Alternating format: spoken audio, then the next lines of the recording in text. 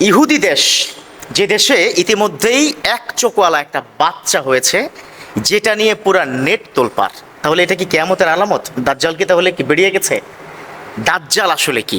এই যে এই ভিডিওটা নিয়ে পুরা হইচই পড়ে গেল সোশ্যাল মিডিয়াতে, এবং সেই ভিডিওটা আমি নিজেও কি দেখেছি, আমার কাছে আমার এক মিডিয়ার বন্ধু শেয়ার করেছে। সেটা হচ্ছে বাচ্চাটা শুয়ে আছে, ঠিক নাকটা একটু মোটা, চোখে মানে কপালের ঠিক মাঝ বরাবর চোখ আছে। এখন এটা নিয়ে বিভিন্ন মন্তব্য সোশ্যাল মিডিয়াতে, দাজ্জালের আগমন হয়ে গেছে, দাজ্জালের জন্ম হয়েছে। কারণ বিশ্বনবী তিনি হাদিসে বলেছেন, দাজ্জাল কোনো মুসলিম দেশ থেকে হবে না, দাজ্জাল হবে ইহুদি নাসারাদের দেশ থেকে। সত্যিকার অর্থেই ওটা একটা ইহুদি রাষ্ট্র, আমি রাষ্ট্রের নাম বলবো না কারণ কিছু প্রবলেম আছে। কিন্তু ওই দেশে যে ছোট্ট শিশুটাকে ঘিরে এত যে তোলপাড়, তাহলে দাজ্জাল কি এসে গেছে? কিয়ামত কি অতি নিকটে? এখন আসুন, আমরা কিন্তু কিছু হাদিসের ভুল ব্যাখ্যা দিই।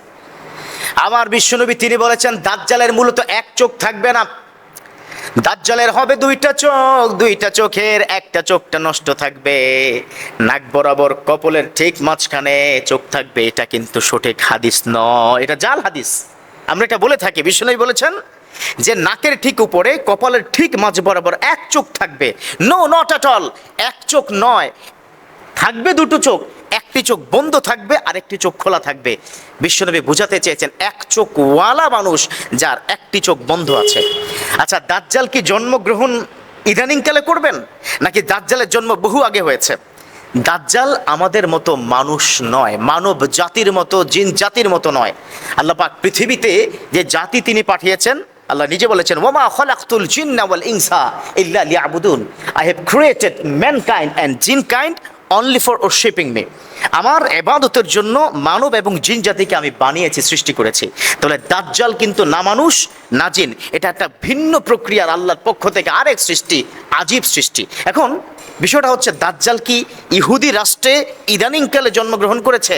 নো, হাদিস অনুযায়ী দাজ্জালের জন্ম আজকে নয়, আমার বিশ্ব নবীরও জন্মের, ইভেন অনেক নবীদেরও জন্মের অনেক আগে আল্লাহ পাক এই দাজ্জালকে নির্ধারণ করেছেন। কিয়ামতের পূর্বে দাজ্জাল বের হবে, এবং দাজ্জালকে তারা ঈসা মসির পুত্র হিসাবে কি ধরে নেয়। ইহুদিরা জানে যে দাজ্জাল হচ্ছে তাদেরকে রক্ষা কবচ হিসাবে কাজ করবে। এখন আসুন, দাজ্জাল রক্ষা কবচ যে করবেন, তাহলে ওই ভিডিওটা আসলে কি? পরবর্তীতে এই ভিডিওর আবার আরেকটা ভিডিও কি প্রকাশ পেয়েছে যে না, ইহুদিরা ইদানিংকালে দাজ্জালের মতো করে হাদিস অনুযায়ী তারা পুতুল বানাচ্ছে রাবারের, একদম অ্যাজ ইট ইজ মানুষের মতো।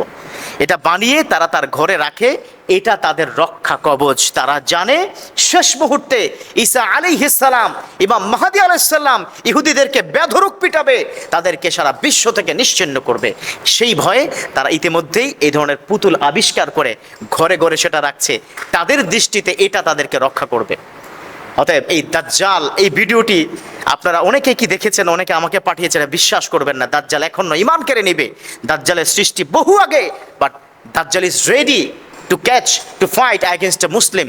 মুসলমানদের বিরুদ্ধে কিন্তু তারা ফাইট করার জন্য প্রস্তুত। অতএব দাজ্জাল ইদানিং নয়, দাজ্জাল বহু আগে থেকে আল্লাহ সৃষ্টি করেছেন ইমান বাঁচানোর ক্ষেত্রে।